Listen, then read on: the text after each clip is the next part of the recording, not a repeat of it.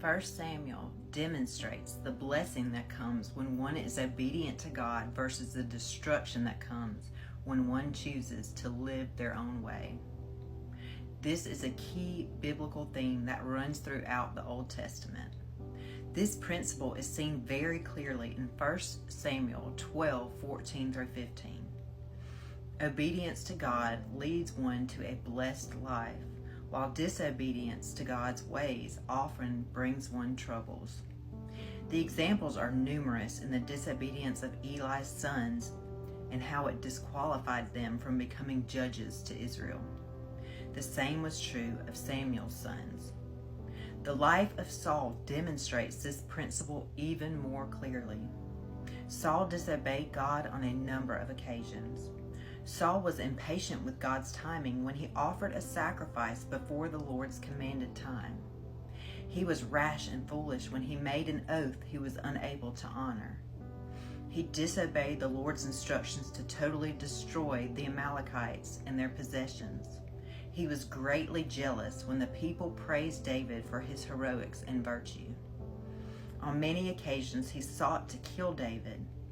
He dishonored the Lord by consulting with a medium. Saul's kingship was marked by disobedience to God, and the consequences were serious. God's spirit departed from Saul and left him to his own destruction. As a result, Saul would lose the approval of his people and forfeit his kingship. David, on the other hand, showed himself to be obedient to God. God looked beyond his appearance and named him the King of Israel.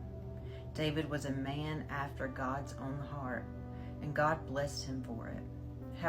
However, even David would fail to be fully obedient to God's commands. His life was not without flaws, and there were consequences. Israel's great hope was in a king who would never let them down and who would always obey God's ways. Jesus' life was marked by full obedience to the will of the Father.